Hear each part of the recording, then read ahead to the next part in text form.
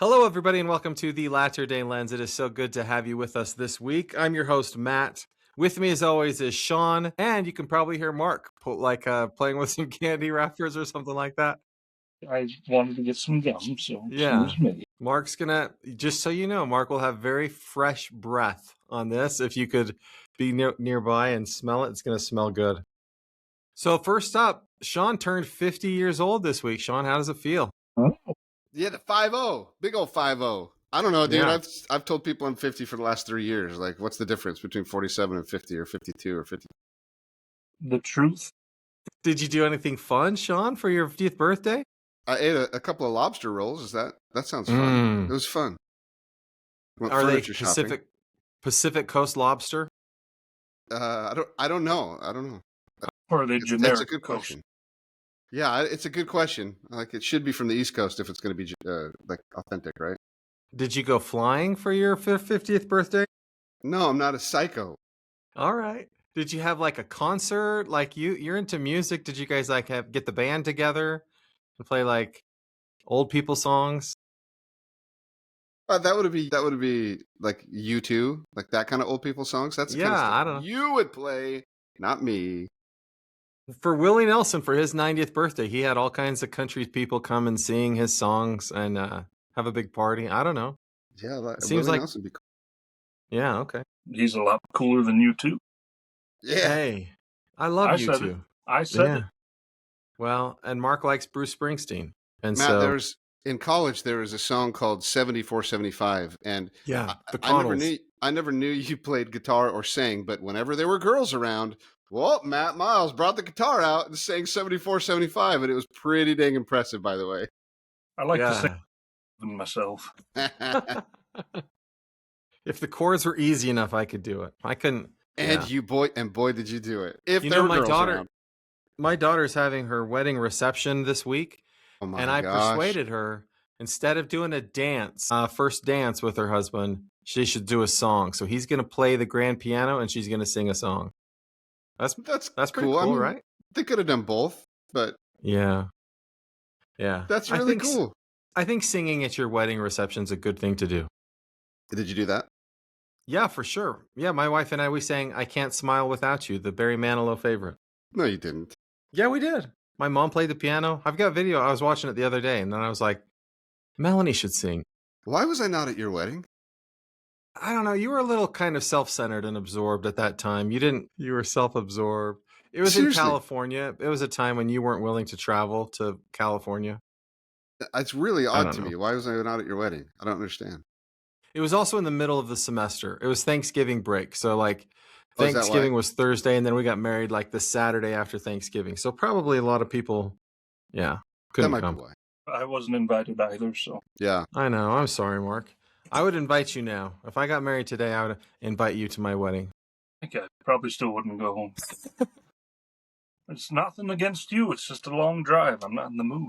All right. Well, in the mailbag, we had a couple of interesting comments. One listener said, democracy does not require multiple religions. And I disagree with that. Yeah. I mean, I don't. Okay. I'm not saying.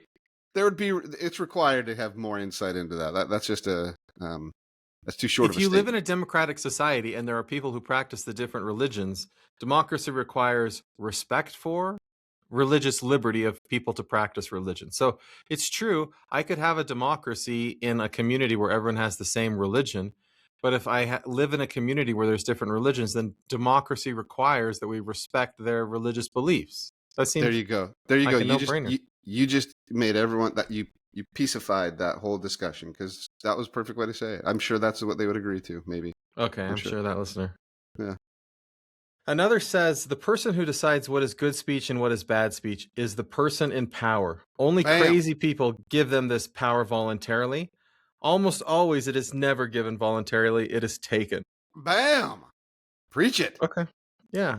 Well, so then those people in American society today who want to say you can't say certain things, they're trying to take power away from us, right? Mm-hmm. They're trying to. So I'm going to say the N-word. No, I'm not. You're free to say anything you want to say, Marc. Yeah, say it, Marc. Say it. All right, I'm not going to take that power away from you. No. I was in class the other day and this student raised his hand and he's like, I don't know if I'm allowed to say this. And I'm like, this is college. Like, there's no censorship here. We're not going to cancel you. Say whatever you got to say, man. That's how it is in college, right, Mark? You can say whatever you want to say. Definitely at BYU, Idaho. You're not going to tell us what he said. He said something so benign, and I was like, you should listen to my podcast. Like, there's no way that I'm going to care about. This is real controversial, but I like reading scripture. Yeah, I can't remember the things. Anyhow, yeah. And I think also podcasts, we're not going to censor speech. If Mark wants to say anything he wants to say, he's welcome to say it. You do, Kaka. That's why you join us on the podcast, Mark, because we don't censor you. Well, thank you. If we did, you wouldn't join us. You'd be like, I feel so shackled. I can't say the things I want to say. Honestly, there's obviously a difference between people saying, Mark, you can't say these words. You can say the words, and there are consequences to say those words. So you can't cry foul if there are consequences to your words, right? And honestly, you could censor me, and I wouldn't know because I don't listen to the podcast very regularly. Mark listens to the podcast and everything he says is muted. He's like, wait a minute, didn't I say something? No, you didn't say anything. Okay. Every so often I'll create these YouTube shorts from content of the podcast, and some of it gets quite a lot of viewers. I imagine when we're all said and done here, Mark's going to have some stuff. I haven't done anything with Mark on YouTube yet, but I expect Mark has some funny things to say that YouTube people would love. Yeah, no pressure, Mark. You got to say some funny things today. Diverticulitis. All right, so here, let's get to the thought provoker. So here's the first topic this week. The Voting Rights Act of 1965 was a U.S. law created to stop unfair treatment of voters, especially Black Americans in the South. Before this law, many states used tests, taxes, and other tricks to prevent minority people from voting. The law made these practices illegal and allowed the federal government to watch elections in places with a history of discrimination. It also required some states to get federal approval before changing their voting rules to make sure the changes were fair. Overall, the law helped millions of people register to vote and increase participation in elections. Just this last week, the Supreme Court ruled that parts of the Voting Rights Act may no longer be necessary as necessary as they once were, and overturned some provisions of it. They said that Louisiana should not have used race to create a voting district, shifting the way that the law is applied today. President Oaks said in the past, the idea that one's own race is superior to others and has the right to rule over them has led to many racist laws and administrative policies. And he's also said that as citizens and as members of the Church of Jesus Christ of Latter-day Saints, we must do better to help root out racism. So here's a question. Do members of our church have a moral obligation to support the Voting Rights Act and other laws passed in the 1960s designed to fight racism? I mean, it's kind of a broad question, but of course we should support laws that fight racism, right? I mean, absolutely we should. But going into the details, I mean, obviously, Matt, it's not as black and white, right? The Voting Rights Act of 1965 is now being debated and interpreted in 2026. So it's not as, I don't think you can say, boy, you're either moral or immoral if you do or don't support this thing. They're debating it. Like, what does it mean? How does it apply? But of course, in the end, we should obviously support laws that protect them.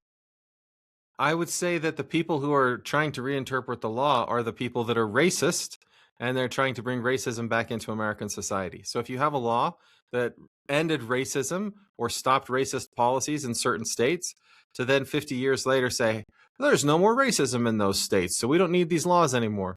I think that it's racist people that are saying that. But that's judgmental. Have you read the Tennessee? I mean, what's happening in Tennessee? I mean, why You mean Louisiana? Or Louisiana? Sorry, yeah. Yeah, Louisiana created they decided that Black people were not being adequately represented by the state of Louisiana, so they created another congressional district to increase Black representation in Louisiana. And the court said you can't do that. That's racist because you're favoring Black people. But that's the whole purpose of the Voting Rights Act of 1965, to help African Americans increase their representation in states where they've historically not had adequate representation. But again, here's where it becomes really gray, Matt. Like they did draw a district that had proper, I guess, like how do you judge what's proper representation of the Black vote? And people were like, well, that's not enough. You did it, but it's not enough. So they said, okay, let's do a second one. Yeah. And so they did a there you second go. one. But how do you draw a line? Well, when's enough? Should there be 6? Should there be 2? Should there be 1? You know what I mean? You can't jump to, people are just racist. Sure, I can. Oh, okay. Well, so President Oak said that people who are racist sometimes enact racist laws and policies. And the answer to the question of where I draw the line is, I look at the percentage of Louisiana that's African American. Let's say it's 40%. Yeah, it's like Okay. 1/3. All right. So then if Louisiana has 6 seats in the House of Representatives, 2 of those should go to black people, so that 1/3 of the population has a seat in the House of Representatives. That's easy to do. I mean, that's DEI, right? No, that's not. No, that's not DEI. That's racism. That's not racism. That's That is overcoming historical. absolutely racism. Tell me how that's racism to say the state of Louisiana is creating congressional districts that underrepresent African Americans. So we're going to create a new seat that allows the equal representation of African Americans. How's that racism? If an African American is good for the Congress, he will run for the Congress where he is, and people will support him because he has good policies and makes a good statesman. If you say, well, we'll just lump all the black folks together so we get a good black congressman, well, that's kind of racism, and that's segregation, and that's Jim Crow 2.0 in its truest form of, well, the blacks aren't good enough for the white people, so we're going to make the blacks all one group here. That way they'll take care of themselves. Yeah, I don't like that. Well, if the state is, let's say that there are racist individuals in Louisiana. Let's just say that there might be. How much percentage of Louisiana is racist? I mean, I'm going to say of the white people, right? Yeah. I don't want to I don't want to throw them all under the bus, but I'm going to say like 80% are probably racist. Have you been to Louisiana? Of course I've been to Louisiana. It's 80% black people. If it's 80% black people, then there should be 8 out of 10 representatives in the House of Representatives that are black people. So why aren't there? Is it because the minority of white people will just never vote for a black guy because he's black? Or is it because they're just not running for Congress? They're not running for Congress because they can't win Congress. And it's not just leave the closet that I'm recording this podcast in because I'd have to open the door, and if I open the door, I'd have to leave the closet. I just can't do that. It's all the way over there. Well, I mean, the reason they passed the law, the Voting Rights Act of 1965, was because, by the way, LBJ was racist. You know this, Mark, because you studied American history. At the end of the Civil War, when they gave the right to vote to all Americans, were there black people elected in the South to the House of Representatives? Almost immediately. And why did that stop? Because what's his name? Rutherford B. Hayes. That's a bit of a pun. Take that, listener. Rutherford B. Hayes pulled out all the federal troops and said, do what you want. And what did they want to do in the South? Not have that forced upon them. And so then all of those African Americans who were in elected office lost their seats. Boundaries were redrawn. So are you saying that Louisiana in 2026 is as racist as Louisiana in 1872? I have no evidence to suggest otherwise. There's then nothing. Why make the claim that we must put the blacks into one district so they can have a chance? If Louisiana is not as racist? I'm saying they are as racist. There's no evidence to suggest that. I disagree with that.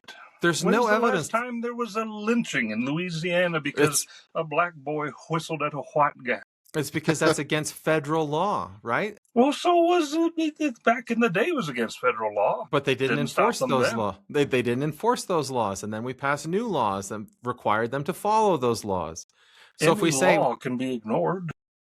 What I'm saying is if the only reason that Louisiana is behaving right now is because of the federal laws that forced them to behave, getting rid of those federal laws doesn't remove the racism that exists in society. It only allows that racism to now manifest itself again. Well, I say let's see it then. We do see it because they're redrawing those boundaries. So if, Mark, in the midterm elections, the one black person in Louisiana no longer has their seat, and we see that across these southern states, the black representatives lose their seats, then will you agree with me that perhaps the South is as racist as they were in the past? What would you have to see, Mark, to I would suggest have that to there's see that there's a really, really good, competent African American congressperson who has done good for their community, has been wise and prudent, and they kick him out and replace him with a white boy who is ignorant. So that's Matt. what I just described. Matt, I haven't seen it. Matt, so what you're talking about is racial quotas. You're saying, okay, if there's a third black people in a society and 2/3 white, or a third white and then a third Hispanic and a third Indian, or whatever the numbers are, you're saying we need to have quotas. That there ought to be a, like, how, but how could you possibly, Matt? Like, how you're going to leave out someone, which according to your logic makes you a racist. If you leave out Matt, Matt, if you leave out the Armenians, you're a racist. You're a racist, man. What I'm saying is, in this specific case, there was a set of laws that targeted certain states that had a history of enacting racist policies. And I'm saying that to unravel those policies without evidence of the fact that they are no longer racist is itself a racist policy, because you're risking that the racism returns in public policy. But you have to start from a presupposition. Yours is they're very racist, and therefore that's their intent. They have a history of that. Whereas maybe the courts are saying they're not in 2026 racist. That's my presupposition. So this isn't racist intent. If they were still racist, they'd still be voting Democrat by the mile, because that was the party of racism historically. And the only reason they started voting Republican is not because the Republicans went racist, as we well know who have actually studied it, but because the South kind of moved away from racism. Are you serious? That's what you're saying? That you're saying George Wallace left the Democratic Party. That was 60 years ago, so yeah, it's been a minute. He left the Democratic Party because what did the Democrats do that made him leave the Democratic Party? Civil Rights Act. But which party had the longest filibuster in the Senate history for the longest time? The Democrats, to oppose civil rights legislation. LBJ was like the one lone guy on his own, and it was just because he could read the tea leaves. The thing is, again, my argument is it's been 60 years since George Wallace. It's been 70 years since Mobile, Alabama, and the buses. It's been 160-ish years since the Civil War. We've had some time. I've lived in the South. I've visited the South plenty. The racism is just not what you think it is.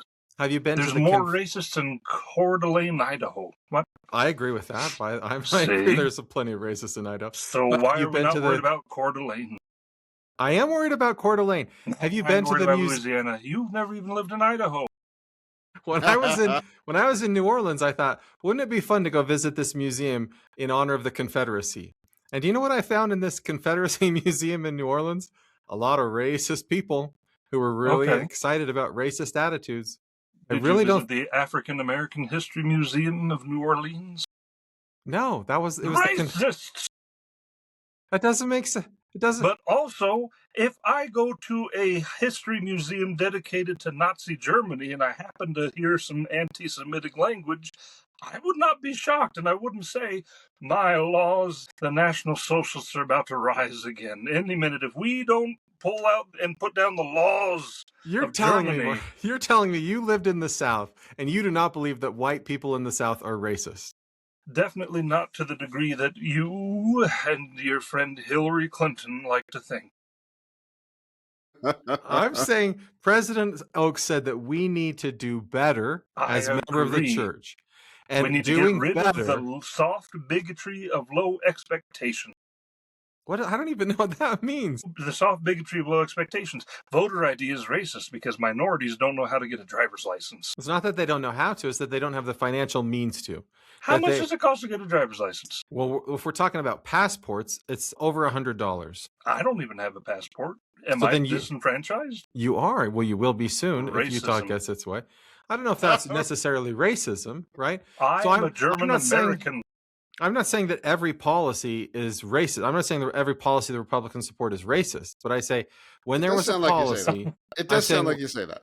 No, I'm saying when there was a policy that was put in place to stop racism, and only one party says, let's get rid of that policy, even though it's been working, that is racist. But I think, I mean, I'm gonna I give the don't points. think I'm gonna give the you points can't. to Mark because I think Thank you. you really do cheapen the word racist when you broadly paint it like this. I think point out the intent, Matt. You have to show real evidence. I don't think this court ruling is enough evidence to be like, well, they're still all racist, and so this is racism. I think you're being too broad, and it cheapens the word racism. And you can't legislate hate out of the hearts of the people. You can say African Americans are 1/3 of the population. They should have 1/3 of the congressional seats. That's a very easy thing to do. That's But a again, very Matt, DEI racist thing. No, that's something that says that you as a state are not adequately representing black people. And so we're going to force you to do that. That's really easy to do. And by the way, Shawn, your I give state. you the chance to respond to that because I've been on a rant. Mark gets the points. All right. I think you just have to be careful, Matt, with I'm putting meaning behind these things. I'm just trying to do better, right, as a member of the church. And I'm just recognizing that racist people put policies in place, and that's okay. I didn't think you guys would agree with me on this, but it's a good discussion. Who are you giving the points to, Matt? I'm going to give the points to Mark. Mark knows his U.S. history, Thanks. and he has a strong defense of racism in the South, even though he doesn't feel like it's racism in the South. Mark does as good a job as anyone I've ever met at articulating the position of the people who are from the South, white people from the South, and the ways that they feel about when people like me call them racist. Like Mark does that was a great, good explanation of that. I'm really trying to figure out if that was a compliment or a backhanded one. It's Like, you do 100%. such a great job of making me feel better about myself. It's like when someone says it that way, you're like, wait a minute, hold on. No, I'm not saying you make me feel better about myself. I'm saying that you and I, Mark, have strong feelings about this, and we're on an opposite side.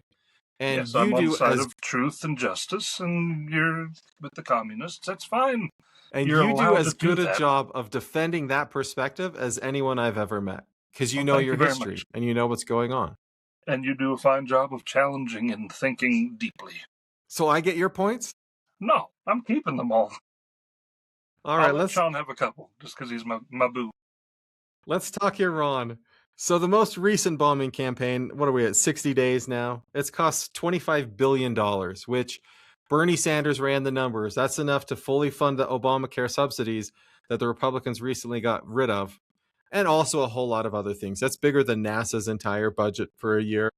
So it seems to me at the moment, the best case scenario for a peace deal is something way worse than what the Obama deal was that was negotiated 10 years ago. So here's the question. Is it time for us to just pull out and acknowledge the mistake that we made, or is it better to keep at it hoping for something better? Holy loaded question. Well, those are our two choices, right? We can pull out and then we will end up with something worse than the the deal we already had in place, or we can keep fighting and try to get something different. Matt, does it depend on what you believe the motive? Again, that's my theme today. Do you believe it depends on what you think the motive of the war is? Like the stated motive is we got to prevent nuclear weapons, Iran having nuclear weapons. We have to weaken their extreme oppressive leadership. Okay, so if the motive is nuclear weapons, the Obama nuclear deal gave us way better than what we're going to get out of it right now, right? Why? The Obama nuclear deal, they had inspectors coming in on a regular basis, making sure that they didn't enrich too much uranium, and they agreed to having no more than 3% of their enriched uranium, something that they could turn into nuclear weapon. So we had a deal in place that made sure that they would never develop a nuclear weapon without us knowing about it way, way, way in advance. So you believe that this administration is lying about that being effective? Because what this administration is simply saying is they're not abiding by that. They are very close to having nuclear weapons, so we have to go in and intervene. So you just believe they're lying.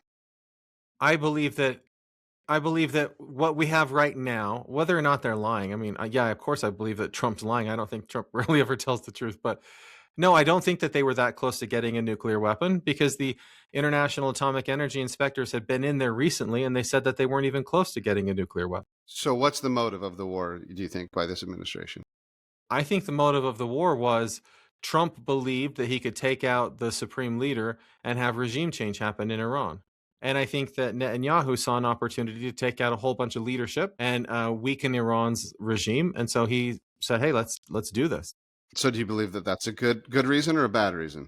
Well, so what do we? So again, if that was the goal, then the Ayatollah is dead, and all those people are dead. So why are we there? Get out of there.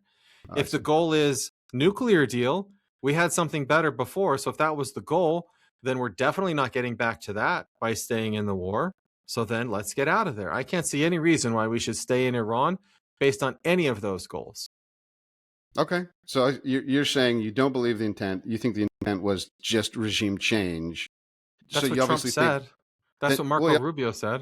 well, the main reason they said was to stop a nuclear weapon from being made and That was like a accessed. week later. But yeah, I mean, we haven't succeeded in that, and we won't succeed in that. If that's the goal, there's no way to achieve that goal without continuing a much longer military operation. So is it worth doing? Because let's say that's true.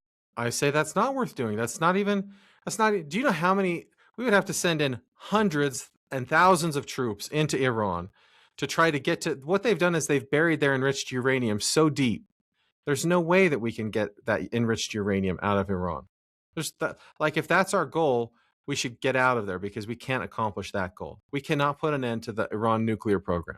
So that's your belief. The administration maybe believes differently that they can, but you think there's no way. And so they're just wasting money and time there now. Do you think differently, Shawn? I'm agnostic about it, man. This is one of those $25 billion and you're agnostic? Do you know what we could do with $25 billion? No. I'm agnostic about the effectiveness of what it's doing. Is it a good thing to have regime change there and to make sure Iran doesn't have nuclear weapons? Yeah, but that's one of the narratives, that's the goal and that's the purpose, and so we're still moving towards that. I'm agnostic about whether or not they're lying about that or not. You have a strong stance that they are lying about. Well, we're at a stalemate right now. Nothing is happening right now. We're blocking the Strait of Hormuz, hoping that there's going to be something happen. Nothing's going to happen.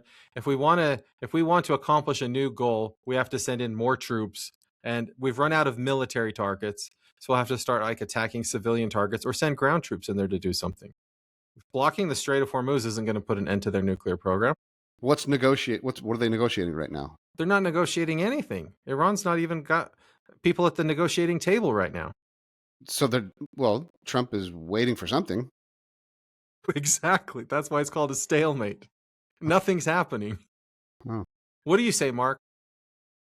Section 98 of the Doctrine and Covenants, verse 16, therefore renounce war and proclaim peace, and seek diligently to turn the hearts of the children to their fathers and the hearts of the fathers to their children. Verse 34, if any nation, tongue, or people should proclaim war against them, they should first lift a standard of peace unto that people, nation, or tongue.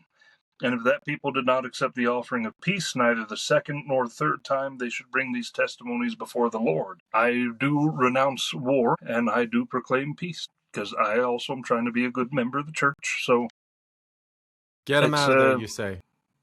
The whole thing's a shame, because we also have Iran. If we understand the administration's story to be factual, then Israel's going to hit them anyway, and then they were going to hit us just because. So Israel seems to be more the aggressor in the situation, more the problem, but at the same time, is Iran not the problem? Have they not been the problem for 50 years? Yeah, but then Israel went into Beirut, right? They went into Lebanon, and that kept Tell me Iran. where they haven't gone into at this rate.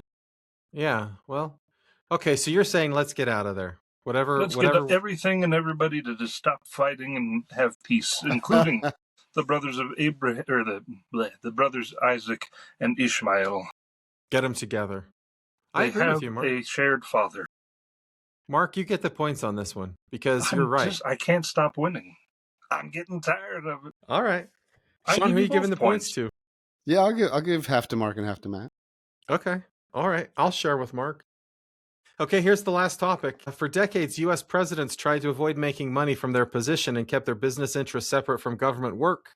But Donald Trump and his family are expanding their business deals, including projects in countries like Saudi Arabia and Vietnam.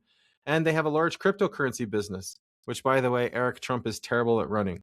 Some experts worry these deals could connect to government decisions, such as trade or military support, and may raise questions about the Constitution's emoluments clause, which limits payments from foreign governments. However, Trump and his team say that they're following the law and they say they haven't done anything wrong. The Book of Mormon warns of what can happen when secret combinations capture the government. So here's the question. Have secret combinations taken over the Trump administration? Matt, I'll agree to that if you agree that they've also taken over Congress. Well, first tell me why you agree that they've taken over the Trump administration, and then we can talk about, because I don't want to let you change the question. I want to first hear, I mean, it's have just secret combinations taken over the Trump administration? Yeah, I mean, you'd have to define secret combinations, but certainly The Book of Mormon. super. The Book of Mormon defines them for us. Okay, you'd have to express that so that we all are on the same page. Mark, what's a secret combination? They are a group of people who use signs and tokens to understand and know each other, that they might work together through the blood of innocent people to have power, great glory, and run everything and own everything. Yeah, I don't know that it meets that definition. They punish the righteous to enrich themselves.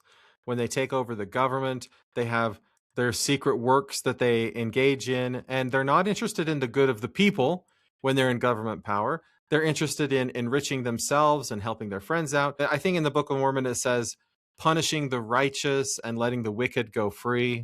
Those sorts of things. He's pretty non-secret about his combinations. So maybe it's he's guilty of public combinations. You don't think that there are people that are enriching themselves off the Trump administration that we don't know who they are? You think that all of them are public? Okay, but again, that's why I'm saying if you are willing to apply the same definition to Congress, then I'd agree with you, because everything you're saying applies to Congress too. Well, no, it's not true, because willing. Congress doesn't have the right to pardon people.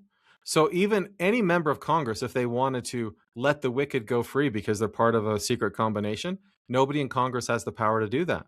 But so Trump has pardoned criminals. And so is Biden. Trump has pardoned guilty of secret combinations? Trump has pardoned criminals who went out and committed new crimes that were the exact same crimes they were pardoned for. But Trump has pardoned people. Trump pardons people because of the money that they offer him, or because of the money that they donate to his campaign. So the reason for pardoning people is different with Biden and Trump. Really? For sure. So Biden pardoning his son, there's no self-interest involved there. There's no. I'm not saying, like, Biden pardoning his son is qualitatively different than Trump pardoning somebody who committed crimes and took millions of dollars from innocent people and then gave him money, and then he pardons them and they never have to repay the money that they stole from people. I'll point out how it's the same is because Trump is the father of this nation. So whoever he pardons is his son. But again, so I'm just saying, like, if you want to say that Biden is part of a secret combination, that's different than Congress. That's all I'm saying. Trump has power as president of the United States that Congress doesn't have.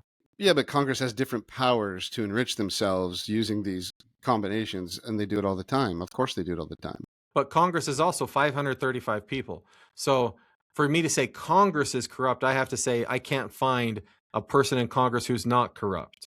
And there are plenty of not corrupt people in Congress. There's lots of... I would disagree with that. I could say that they're very corrupt in general. It doesn't mean every single person's corrupt. Okay, so if I'm willing to say that a lot of people in Congress are corrupt, which, by the way, Congress kicks them out, right? There was that woman from Florida. Like, in the last month, I can name 4 members of Congress who were kicked out because of corruption. But it's such they do that when it's such a bad look and so blatantly offensive to the American people. But when they enrich themselves for whatever reason, they're protecting themselves and they're not getting kicked out. So to me, it's the same issue. Well, so if we just focus it on Trump, I want to know what Marc says. Marc, is Trump part of a secret combination? Is this the kind of thing we're worried about? I don't know. It'd be secret, wouldn't it? Sure, but you just hummed the name Nancy Pelosi, suggesting that she's somehow corrupt. I say ye to the righteous, that it is well with them, for they shall eat the fruit of their doings. Woe unto the wicked, for they shall perish, for the reward of their hands shall be upon them. Our duty is not to try and figure out who's a secret combination, but it's to find out the secret combination itself. What is happening in the world that is enriching anybody? I think it's far beyond, it's the president, it's the Congress. It's the big businesses that continue to merge and own everything. It's Walt Disney. It's Tesla. But who's killing people? It's Nestle. Nestle killing all the people in South Central America to get water right so they can have us drink a bottled water. There's all kinds of truly devastating secret combinations that are slaughtering people wholesale.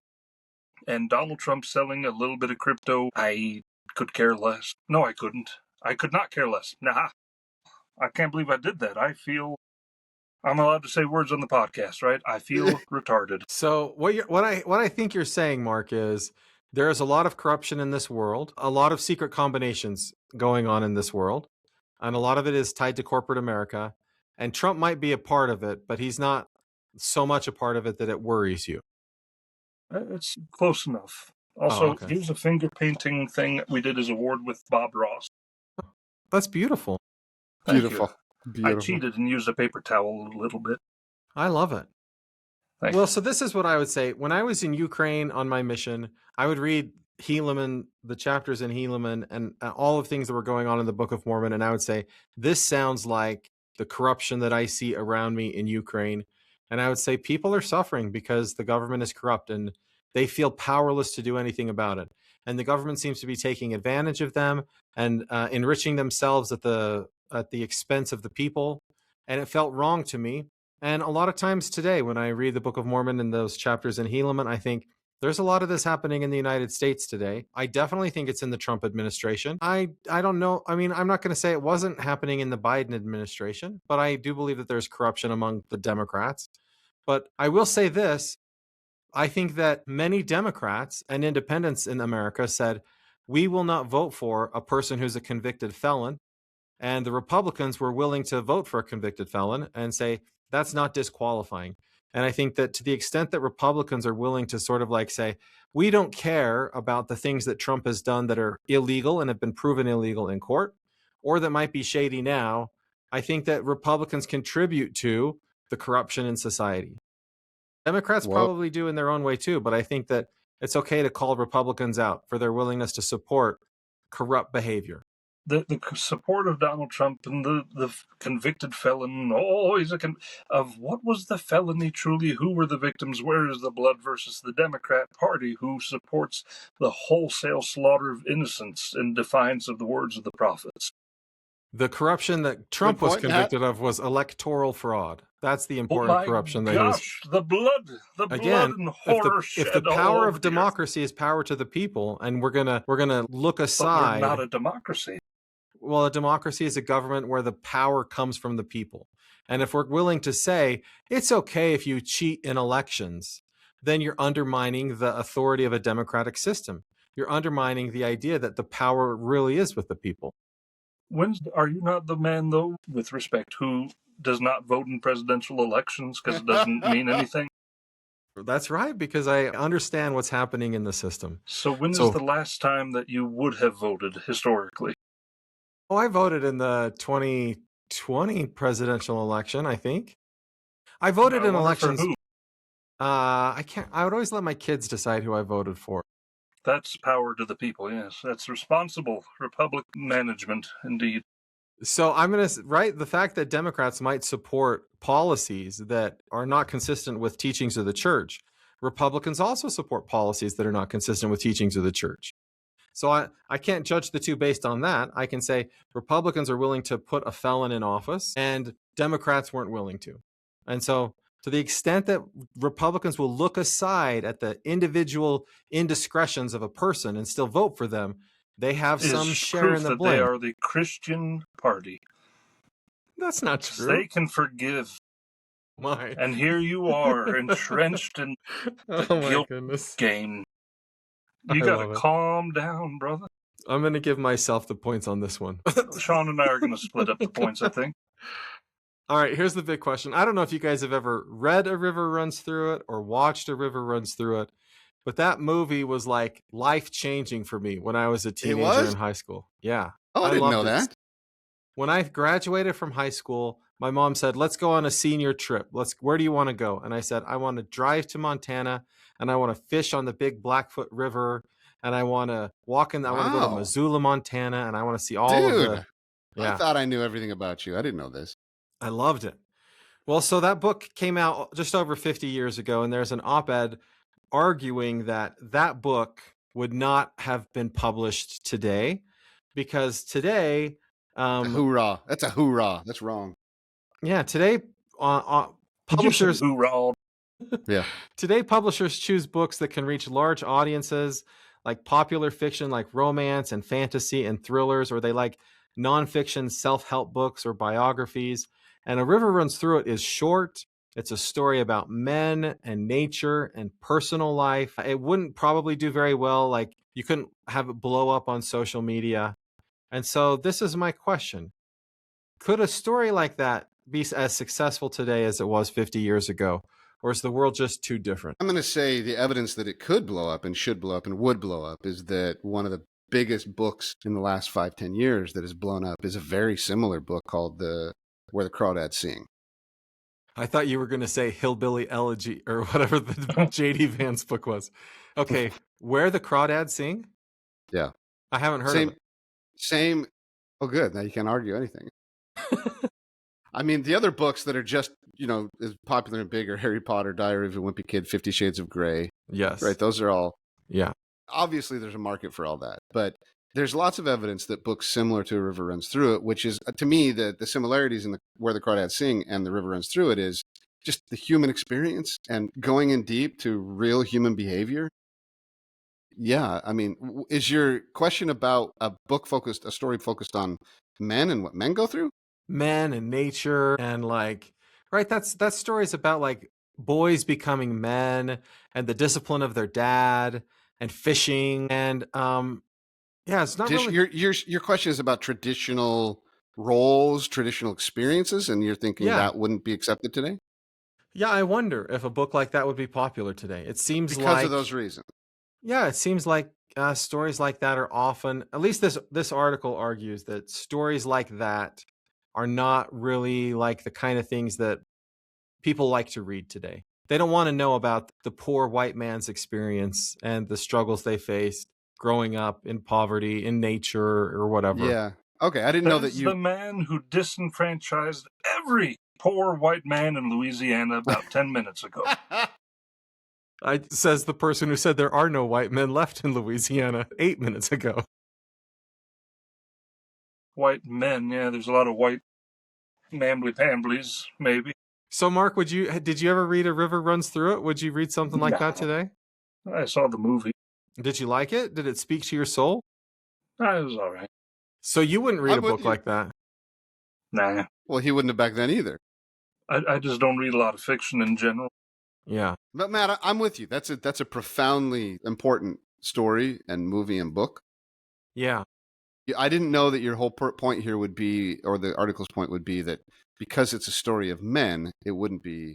I mean, maybe I can go with you there. Yeah, I think that perhaps there's a whole movement away from the modern man's true lived experience. And so, I'm seeing where you're going. Maybe it wouldn't, maybe I'm agreeing with it, that it wouldn't fall. Because Where the Crawdads Sing is a story about a young lady who has her own like real world experience. Oh, wait, I saw that movie. She's in the South, lives in a swamp or something like that. That's right. Well, that was Shrek. No, you're right. That's a really good story, Where the Crawdads Sing. And that's one of the biggest book sellers in the last 10 years. But it's not about a man. Yeah. So that I didn't know that's where you're going. Okay. Well, no, that's where this author goes in their New York Times piece. Yeah, I probably agree then. So that's something I don't know what to think about that. It feels like stories like that, people like Marc don't love them, right? There aren't a lot of people out there that love those stories. But Matt, that's why there's a whole movement. I know you're not going to like this, but like Jordan Peterson, his like central message when he got a microphone was young men are being disenfranchised. Young men are being attacked and have zero confidence and zero progressive ability. They're not progressing in life. And that's more evidence that maybe the point is true. Maybe the book would fall flat today. Well, or it's point that it would succeed today because Jordan Peterson did do pretty darn good for a while. Charlie Kirk, wildly popular with the rising generation. Ben Shapiro. I don't think Ben Shapiro speaks to the young. Like he's not. I don't know what all young men are trying to be. Jordan Peterson and Charlie Kirk literally were like, yeah, young men need to stop being attacked and need to know their worth and need to contribute to life. The first time I heard of Jordan Peterson was last week or 2 weeks ago on the podcast. Before that, I'd never heard of him. That's not true. Serious. Even now, I don't even know who he is, except for what you said on the podcast 2 weeks ago. And today. Are you kidding, dude? I'm 100% Are you serious? serious. So there Yeah. might be a chance if you were around 50 years ago, you would not have heard about River Runs Through It because you haven't heard about a whole lot. Just saying. Maybe. It's a good point. What if Jordan Peterson were to write his bio and tell us his story about the... So to me, it feels like hillbilly eulogy, right? Isn't that what J.D. Vance tried to do in his book? Talk about his tough life and how it was growing up. And Netflix made a movie with Glenn Close. Right. And people, but it doesn't seem to be as big as A River Runs Through It. What's big anymore? Yeah, that's true. I want to read a story about a young African American raised by white people in Hawaii who finds his way to the White House. That's the kind of story we need more of in America today. I'm not laughing at it was just, I figured out who you were talking about. That could be a really moving story. Do you think that would be A River Runs Through It Part 2? They could call it Dreams from My Father or something like that. Or The River of Fraud. Hey, thanks, you guys. Great chatting with you today. Listeners, thanks for joining us on the podcast this week, and we'll talk to you again next week. Take care, everybody. Love you all. Sorry.